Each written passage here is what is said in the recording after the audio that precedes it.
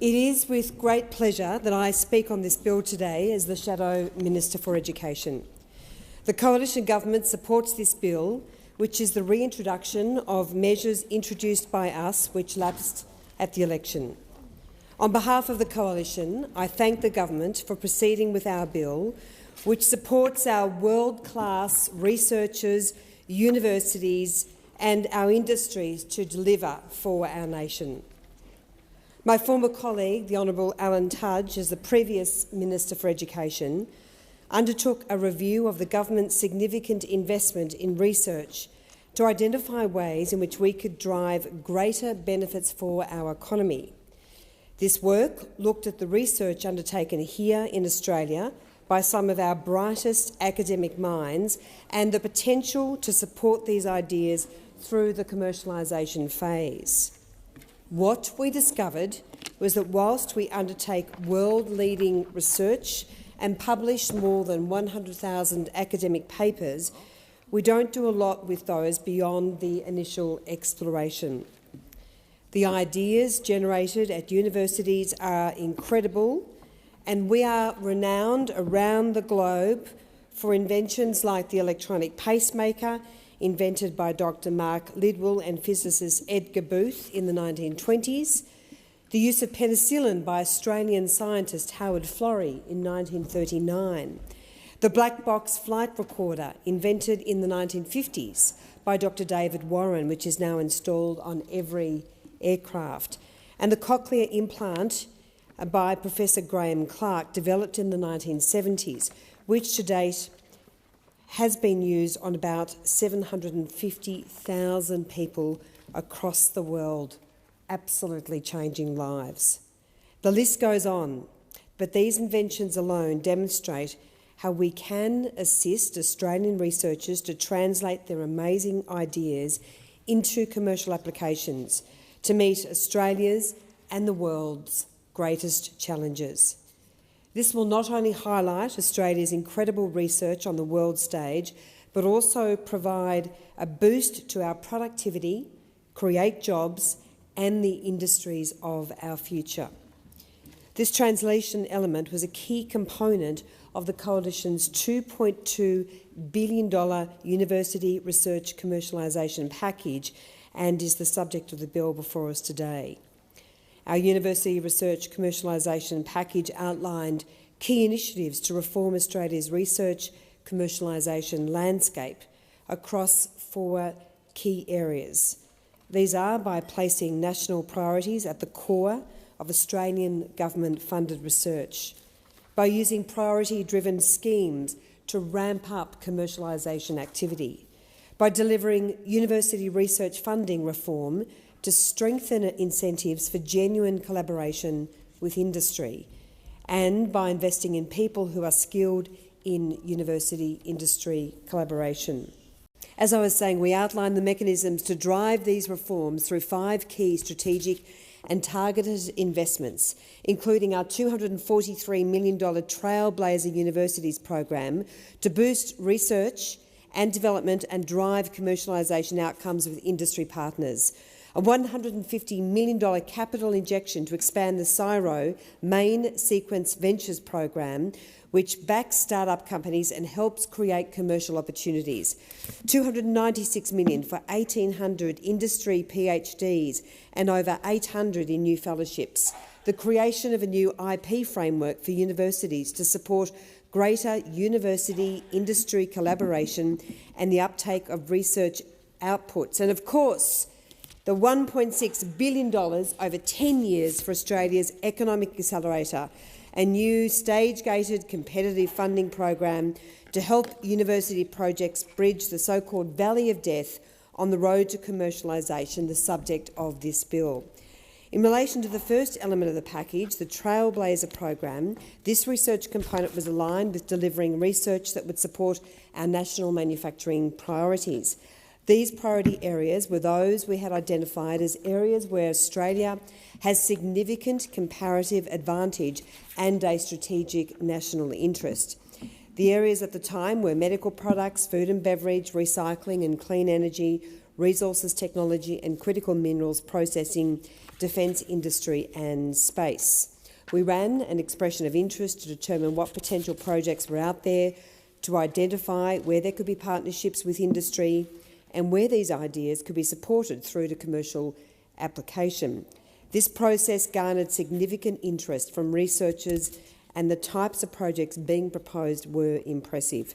The proposals were reviewed by a panel which comprised of leaders in the research field, industry and business leaders as well. We announced the successful Trailblazer Universities in early 2022, which included Curtin University for the Resources Technology for Critical Minerals Trailblazer, to establish our competitive advantage in the critical minerals sector and to look at ways to shield Australia from supply chain disruptions. The University of Southern Queensland for a space project dubbed iLaunch that will look at automation, novel materials, communications and hypersonics. The University of Queensland for a food and beverage project that would support doubling the value of Australia's food and beverage sector by 2030. The University of New South Wales to lead a recycling and clean energy initiative to innovate our technologies from the lab to industry, from communities and homes. The University of Adelaide for a defence trailblazer aptly named Concept to Sovereign Capability, focused on developing new technologies and defence projects. And to Deakin University in my hometown of Geelong for a recycling and clean energy commercialisation hub, also known as REACH, which will spearhead our recycling and clean energy advanced manufacturing ecosystem in Australia. This project at Deakin on its own is expected to generate more than $1.4 billion in revenue and create around 2,500 direct jobs over the next decade. With further investment and partnerships, Deakin estimates it could create as many as 7,000 additional jobs, all driven by the Coalition's Trailblazer program. Deakin will partner with other universities and education institutes, including Federation University, RMIT, Swinburne and the University of Southern Queensland. Deakin also has vocational education partners, which is essential for enhancing the skills and knowledge of the workforce. These partners include the Gordon in Geelong, Bendigo Kangan Institute, Southwest TAFE, Holmes Glen Institute of TAFE, Wodonga TAFE and Swinburne TAFE.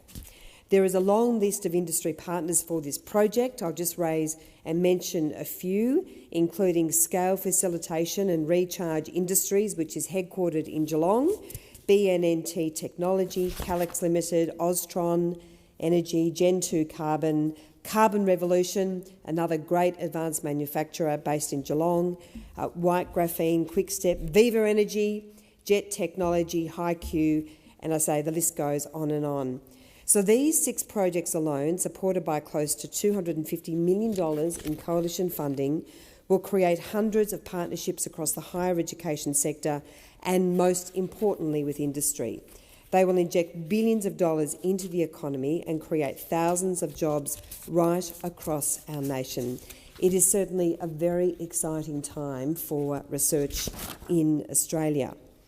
The key element of our university research commercialisation package, as I mentioned, is our $1.6 billion investment in Australia's economic accelerator, the subject of the bill before the Senate today.